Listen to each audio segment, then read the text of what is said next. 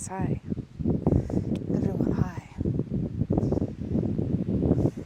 It's super beautiful out, and it's supposed to get cold starting tomorrow. Well, cold by my standards, so I made an effort to take advantage of the last of the warmth here and a conscious farewell to summer, which is usually pretty important to me, to make it a point if I can. So that's what's happening right now. I was thinking about an Instagram video that I made. I was being kind of silly, actually. It was last Monday morning, and the only reason I made it was because I'm trying to get myself in a habit of creating things on the fly and expressing myself publicly, I guess, in a way that I would normally just reserve for privacy or not mention to anyone at all. I'm trying to get out of my reflection with the camera, but I don't know. I'll move around a little bit. Eventually I'll just commit.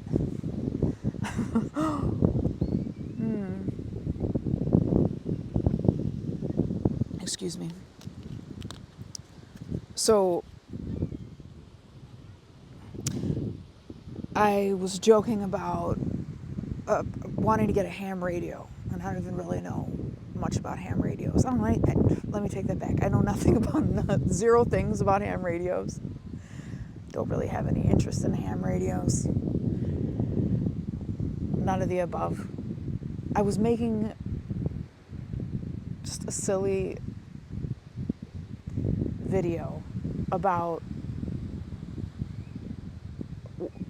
how it feels to bear witness to what looks and feels like the end of things as we know it, right? And then wondering, okay, if we accept that might be true, or if that is true, then what is within our realm of control here in terms of how we can prepare? Now, I'm the kind of person that I like to be fairly prepared if I can, and I spent most of my adult life so far being a single parent, and that has certainly taught me that it's wise to anticipate potential harmful outcomes, or negative or less than ideal, and do what you can to make sure that you can meet those moments with the proper response. You couple that with an anxiety disorder and you get a person, or at least you get a set of qualities that would lead you to want to be aware of what's happening and what's coming and what you might need to do about it. So I thought I kind of misrepresented myself in that little video, because I wasn't panicking about the world, therefore I went shopping for a ham radio. I was keeping myself reminded of the fact that conditions haven't changed. In fact, they're getting worse, and that it would still be advantageous to take preparations. And over the past few years, not sure if you can hear these gulls. I don't have my little floofy thing, so I don't know how this is going to sound. I feel like it's going to be windy. But the gulls are kind of screaming at each other next to me. I find ways to prepare with the means that I have, and I always have. And ever more now, even more now. Now I feel like it's important to be able to, guys. Wonder. I don't know if that guy's in the frame. I don't know. It's like mealtime or something's happening over here. Here, I'll give you some more lake. Less me, more lake. preparing has become really important to me, and not in like I said, like a very full of fear kind of way, more in the way of like, okay, what are the possible outcomes of all these different scenarios, and are there solutions within my means, So the ham radio thing came up because I was thinking about communications and long-term power outages, and I recently bought myself some walkie-talkies, and I remember I shared one with my daughter. I wanted to practice them and play with them a little bit, and she was like, I don't remember what she said exactly. She laughed. She called it some sort of vintage device. Like I don't think you expect me to understand how to operate this vintage device or something of that effect, to that effect. So something to learn still and refresh my memory on. And I think so that makes me think about how complicated preparation really is, because it's not just like the getting of the thing, if you can even get the thing, if you even have the money to get the thing. It's the taking the time to learn the thing. It's the maintenance of the thing. It's maybe inviting other people to be involved with you that are wondering why on earth you would consider getting the thing.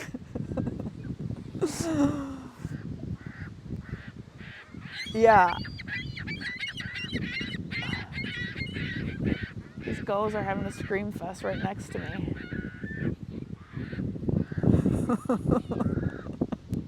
Why, friends? I don't have anything for you.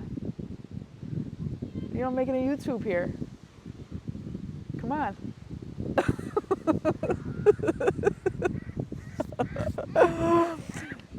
All I'm saying is this.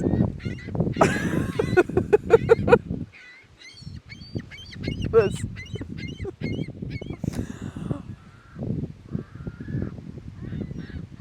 I see and have seen for a very long time, the potential for a very dystopian future and also present.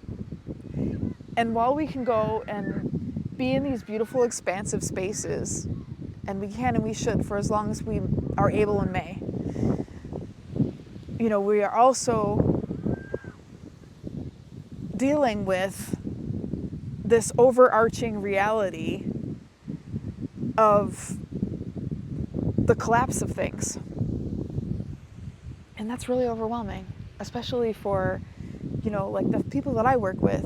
I mean, I primarily serve like a low-income community, a low-income urban community. A lot of folks that I work with have PTSD and other like childhood trauma spawned mental and emotional health issues, and everybody's poor. Everybody is reliant upon whatever is left of social programs for support in terms of like long-term disability and things like that. So when you are barely making ends meet and you are trying to manage your own emotional and mental health, or maybe you're kind of like in the throes of something, some kind of life event that's super challenging, maybe this addiction, or you're in like an active recovery of some sort, whatever it is where you are vulnerable in some way and you don't have maybe all the resources that you wish you had to meet the moment, to consider prepping in any way for a future dystopia or an ever increasingly challenging present, it can just feel like completely overwhelming. Like, how can I prepare for that? How can I possibly prepare for that? I don't have the money for it. I don't have the space for storing things. There's a lot of things you could focus on where you could just sort of talk yourself out of it and say, well, these are the things that I don't have and therefore I cannot do this. But I would really encourage you to consider, if you happen to fall in such a category, that anything that you have, like food, money wise, things of value, friendships, relationships, job opportunities, like whatever you have can be considered a resource for the present and in the future. And sometimes preparing is just like taking stock, right? Taking inventory. Like, what do I have? What do I have right now? Tangibly, physically. What do I have relationship wise? What do I have resource wise in terms of either if you're receiving some sort of benefits or finances, whatever it is, just being honest with yourself about what those things are. And being honest about where the gaps are, right? And if you start recognizing where the gaps are within the context of sort of examining the greater picture and seeing like, oh wow, we are very much in like a very tenuous global situation, and here in this country, in the United States, the systems that we've long relied upon and the resources that we've long had are vanishing, right? And we're about to really see all these things. Like the majority of the people have not seen yet, because the ways that this regime is kind of operating is they're taking the most vulnerable people first, like the immigrants, and now houseless people or homeless people in Washington, D.C. and other cities.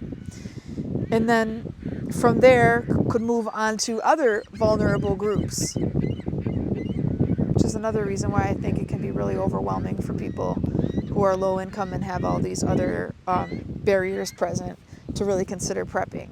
But again, coming back to just being honest with yourself about like, what do I have, honestly? And what are some of the potential outcomes of these situations?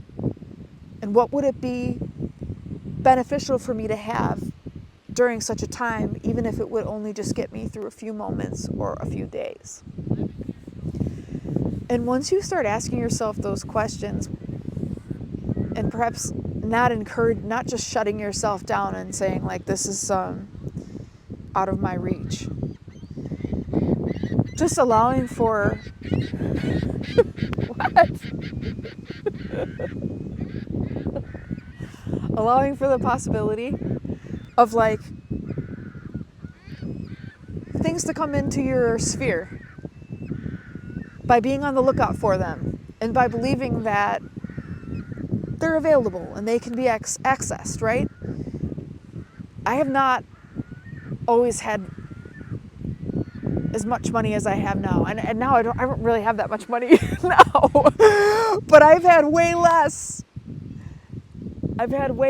and just allowing myself mentally to believe that I could make more, that I could be more self-supporting, that I could do a job that I love and make more money, allowed me to begin to let some of those things happen. And I've seen that also happen with me with preparations.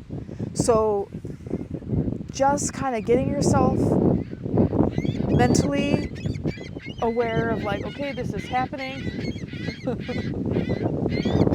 really don't know what to make of these gulls. I'm sure you guys can't hear them like I do. Like, it's distracting. I'm trying my best here.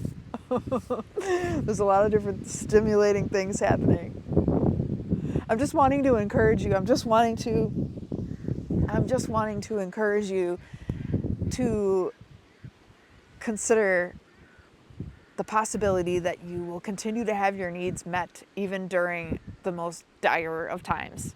And that if you'd like to have more to face those times, whether it's like internal resources like courage and calmness and like self-connectedness, or resources like physical resources like money and shelter, or emotional and relationship resources, it's a good time to identify your needs, and it's a good time to identify your potential resources. And that's all part of preparing. It's all part of preparing, and just feeling a little bit more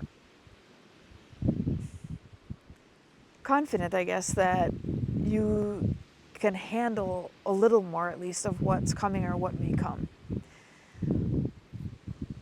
So, yeah, I do get up on Monday mornings sometimes and I listen or watch the news, and I am reminded of the times that I'm in and the realness of everything. And sometimes that springs me into action, and it should. And I've noticed that it always feels better if I take the angst and the anxiety that I have about it and I bring it into action. So I guess it's just important to remember that action can be very small, and everything has steps. There's steps to all of these things. So when you're already feeling overwhelmed, you take the tiniest step. It's the baby step. It's the thinking part, or the planning, or the taking a note down. You know, there's always ways that we can help ourselves to be a little more prepared, and not from a space of like complete panic, but just by having a little foresight, even if we don't have a lot of income. Yeah. So these are the things that I do with my spare time. And I do want to encourage people to, you know, stay awake and to be honest with yourself about what it is that you see, and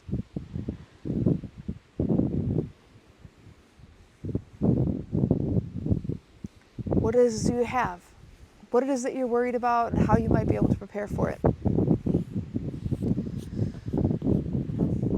Yeah, that's my message for today. That's my yoga for the apocalypse message. Forgive my name. Forgive the fact that this camera has been in my glasses the whole time, probably. I can't even see the screen. Here, and it back up a little bit. I don't know what's happening. I wasn't fully prepared for this. I just wanted to stay true to my word to myself, which was on Tuesdays, I'm going to go and get in the habit of making these videos and sharing what I've learned, sharing what I know, sharing what I'd like to know, sharing the things I care about, and sharing how I navigate life, even when it's difficult and when I feel hyper aware of the grand tragedy of everything.